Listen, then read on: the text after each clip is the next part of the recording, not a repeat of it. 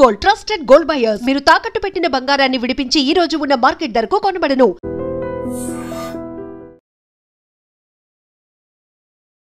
మొంతా తుఫాన్ క్లియర్ కట్గా తెలంగాణ మీద కనిపిస్తోంది. ఎందుకంటే నిన్నటి వరకు కూడా ఆంధ్రప్రదేశ్ మీద దాని ఎఫెక్ట్ స్పష్టంగా కనిపించింది. భారీ ఎత్తున అలలు ఎగిసిపడ్డాయి. నర్సాపురం అంతర్వేది దగ్గర ఒక కల్లోలమే క్రియేట్ చేసింది ఈ మొంతా తుఫాన్. ఒకటి ఏంటంటే కొద్దిగా ఊపిరి పీల్చుకోవాల్సిన అంశం ఏంటంటే పెద్దగా ప్రాణ నష్టం అయితే ఎక్కడ అనిపించలేదు. దానికి సంబంధించిన వార్తలు ఎక్కడ కూడా రాలేదు. కానీ పంట నష్టం డెఫినెట్లీ ఉండబోతోంది. ఆస్తికి సంబంధించిన నష్టం కూడా పెద్దగా ఎక్కడ కూడా కనిపించలేదు. కానీ చెట్లు విరిగిపడడం, ఈ విద్యుత్ స్తంభాలు, ఇవేవైతే తుఫాన్ ఏదైతే బీభత్సం క్రియేట్ చేస్తుందో అది మాత్రం స్పష్టంగా ఏపీలో కనిపించింది. ఇప్పుడు ఎగ్జాక్ట్ ఇంపాక్ట్ ఇప్పుడు తెలంగాణ మీద కనిపిస్తోంది.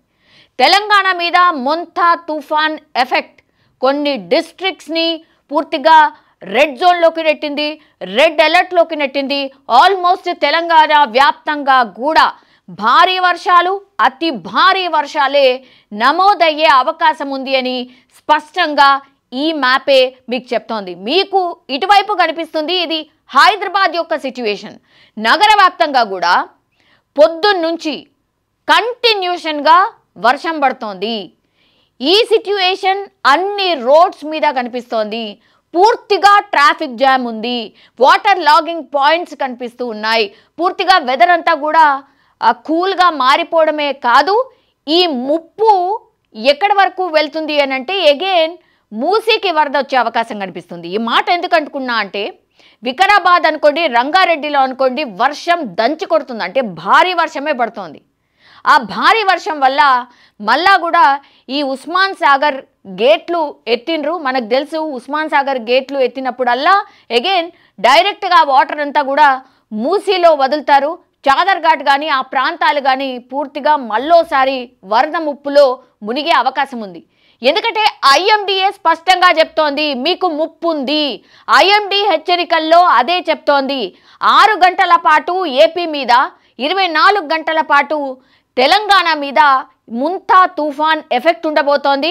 ఐఎండి హెచ్చరిక ఏంటి అని అంటే ఫ్లాష్ ఫ్లడ్స్ ఉండే అవకాశం ఉంది కొన్ని ప్రాంతాల్లో. అంటే క్లౌడ్ బస్ట్ అనుకోండి. అట్లా అంటే ఆల్రెడీ ఇప్పుడు పూర్తిగా వాటర్ లెవెల్స్ అన్నీ కూడా ఫుల్ ఉన్నాయి. అట్లాంటిది మళ్ళా భారీ వర్షం, అతి భారీ వర్షం పడితే ఏమవుతుంది అనేది మనం ఊహించుకోవచ్చు. ఎందుకంటే మొన్ననే మనం చూసాం కాబట్టి ద సేమ్ సిచ్యువేషన్ మళ్ళా కూడా హైదరాబాద్ మీద ఉండబోతోంది అని ఐఎండి హెచ్చరిక అయితే జారీ చేసింది. ఒకసారి ఈ మ్యాప్ చూడండి. రెడ్ జోన్లో ఉన్నటువంటి ఈ జిల్లాల్ని చూడండి. ఆల్రెడీ నిన్నటి నుంచే భారీ వర్షం, అతి భారీ వర్షం పడుతోంది ఈ జిల్లాలన్నిట్లో కూడా.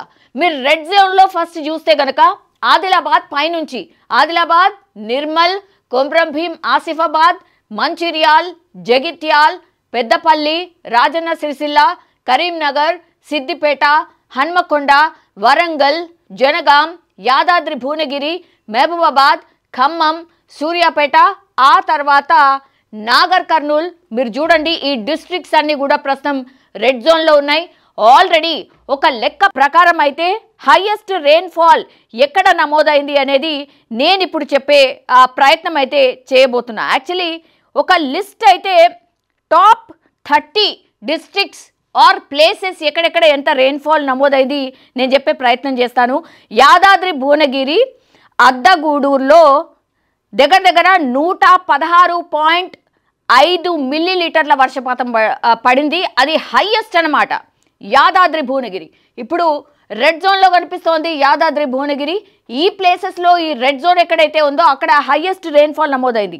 తర్వాత వరంగల్లో మనకు కనిపిస్తుంది పార్వతగిరి, అక్కడ 105 మిల్లీమీటర్ల వర్షపాతం నమోదైంది. దెన్ మహబూబాబాద్ అగైన్ రెడ్ జోన్లో ఉంది. డోర్నకల్లో పడింది 104 మిల్లీమీటర్ల వర్షపాతం. జనగాం, తర్వాత వరంగల్, యాదాద్రి భువనగిరి, వరంగల్, సూర్యాపేట, మహబూబాబాద్, సూర్యాపేట, యాదాద్రి భువనగిరి, నల్గొండ, వరంగల్, ఖమ్మం, సూర్యాపేట ఇవన్నీ కూడా దగ్గర 100 మిల్లీలీటర్ల వర్షపాతమే ఈ అన్ని ప్లేసెస్లో నమోదైంది. సో ఈ రెడ్ జోన్లో కనిపిస్తున్నటువంటి డిస్ట్రిక్ట్స్ పూర్తిగా వర్షం భారీ కాదు అత్యంత భారీ వర్షాలు ఈ జిల్లాలో పూర్తిగా నమోదైనటువంటి పరిస్థితి. ఇప్పుడు వాగులు ఉన్నాయి, వంకలు ఉన్నాయి, చెరువులు ఉన్నాయి. ఎక్కడ చూసినా సరే చెరువులు పూర్తిగా ఆ చెరువుల దగ్గర ప్రజలు వెళ్ళి కట్ట తెగకుండా ప్రమాదం రాకుండా చూస్తున్నారు. అట్లాగే డ్యామ్ల దగ్గర సిచ్యువేషన్ ఏంటి అనేది కూడా ఇక్కడుండి సీఎం కావచ్చు లేదంటే మిగతా మంత్రులు కావచ్చు మానిటర్ చేస్తున్నటువంటి సిచ్యువేషన్. దెన్ ఈ డిస్ట్రిక్ట్స్ ఏవైతే మనకు బ్లూ కలర్లో కనిపిస్తున్నాయో ఇక్కడ కూడా భారీ వర్షమై నమోదవుతుంది. నిజామాబాద్, కామారెడ్డి, మెదక్, సంగారెడ్డి, మేడ్చల్, మల్కాజ్గిరి, హైదరాబాద్, రంగారెడ్డి, వికారాబాద్, నారాయణపేట్, మహబూబ్ నగర్, వనపర్తి, జోగులాంబ, గద్వాల, నల్గొండ అండ్ భద్రాద్రి కొత్తగూడెం, ములుగు, జయశంకర్, భూపాలపల్లి జిల్లా. సో ఇవన్నీ చూస్తే గనక మీరు చూడండి ఓన్లీ 2 కలర్స్ మాత్రమే కనిపిస్తుంది. ఒకటేమో రెడ్ జోన్ ఉన్నటువంటి జిల్లాల్లో భారీ నుంచి అతి భారీ వర్షాలు నిన్న రాత్రి నుంచి పడుతూనే ఉన్నాయి. ఇప్పటికీ కూడా అక్కడ అత్యంత భారీ వర్షమే వెదర్ రిపోర్ట్ ప్రకారం సూచిస్తున్న సిచ్యువేషన్. మిగతా అన్నీ కూడా భారీ వర్షాలు అండ్ ఎస్పెషల్లీ హైదరాబాద్లో అయితే పొద్దున్న నుంచి కూడా ఎడతెరిపి లేకుండా వర్షం పడుతోంది, భారీ వర్షమే పడుతోంది. దాని ఎఫెక్టే మనకు స్పష్టంగా ఈ ట్రాఫిక్ జామే మీరు చూసి అర్థం చేసుకోవచ్చు. నేను ఇంకో మ్యాప్ చూపించే ప్రయత్నం చేస్తూ ఉన్నాను. ఫ్లాష్ ఫ్లడ్స్ ఎక్కడ రావచ్చు అనేది పూర్తిగా ఈ మ్యాప్లో ఐఎండి ఇచ్చినటువంటి రిపోర్ట్ ఇది. సో ఈ ఐఎండి ఇచ్చినటువంటి రిపోర్ట్ ప్రకారం అయితే కంప్లీట్లీ ఈ రెడ్ జోన్లో ఉన్నటువంటి ప్రాంతంలోనే ఫ్లాష్ ఫ్లడ్స్ రావచ్చు అని స్పష్టంగా శాటిలైట్ ఇమేజ్ ద్వారా ఇచ్చే ప్రయత్నం చేశారు.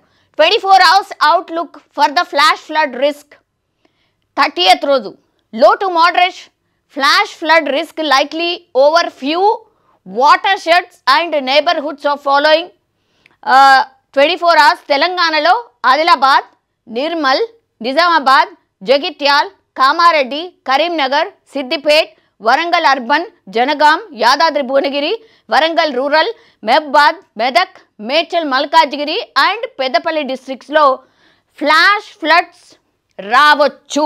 నిజంగా మేబీ ఫ్లాష్ ఫ్లడ్స్ వచ్చే అవకాశమే డెఫినెట్లీ కనిపిస్తోంది. ఎందుకంటే ఎడతెరిపి లేకుండా కంటిన్యూషన్గా వర్షం పడుతోంది. హైదరాబాద్లో పొద్దున్న నుంచి కూడా ఆపకుండా వర్షం పడుతోంది.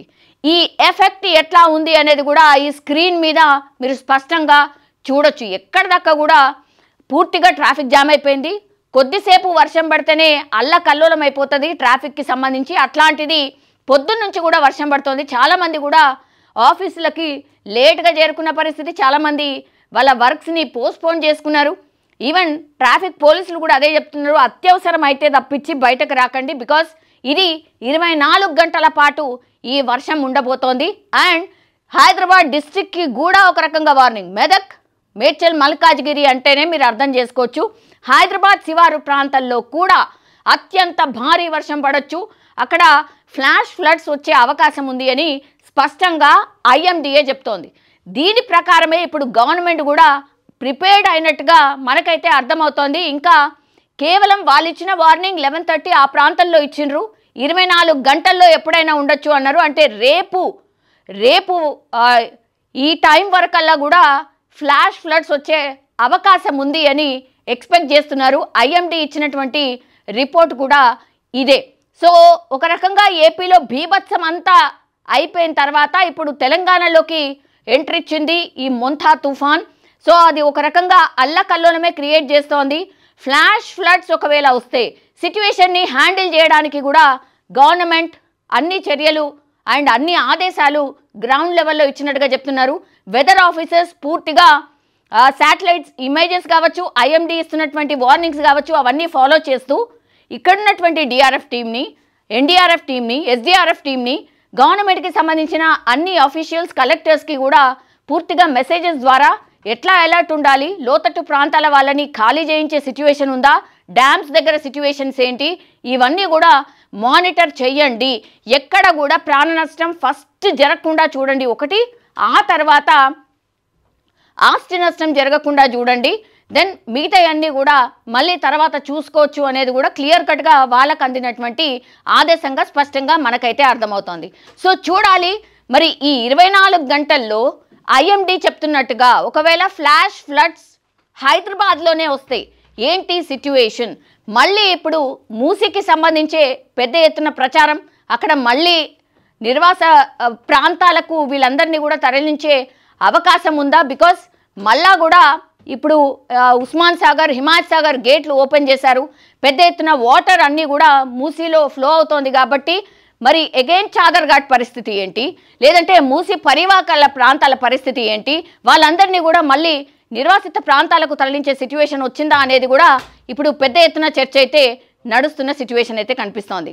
సో అందరూ కూడా దయచేసి జాగ్రత్తగా ఉండండి, అట్లాగే అత్యవసరం అయితే కానీ బయటికి రాకండి. అండ్ ఎవరైనా బయటికి వెళ్ళాల్సిన సిచ్యువేషన్ వస్తే కూడా ఎమర్జెన్సీగా ఏదైనా అవసరం పడితే ఎవరికి కాల్ చేయాలి ఏంటి అనేది కూడా స్పష్టంగా ఒక అవగాహనతోనే బయటికి రండి అని అధికారులు అయితే చెప్తూ ఉన్నారు. నిజంగా ప్రస్తుతం ఉన్నటువంటి సమాజం దేనికి ప్రయారిటీ ఇస్తుంది? ఆర్థిక సంబంధాల చుట్టూ మాత్రమే తిరుగుతుంది. మళ్ళీ ఎన్నికలంగానే చాలా విరక్తి కలుగుతుంది. మంచి అనిపిస్తుంది కదా, లేడీస్ కూడా ఛాలెంజింగ్ జాబ్స్ చేసినప్పుడు చాలా బాగుంటది. ట్రాఫిక్ అసిస్టెంట్స్ గా నియమించిన ట్రాన్స్జెండర్స్ అందరితో సాల్యూట్ చేయించుకుంటున్నారు. ఫుడ్ డెలివరీ ఇవ్వటానికి వెళ్ళినటువంటి డెలివరీ బాయ్ అనిల్ పై కళ్ళ ముందు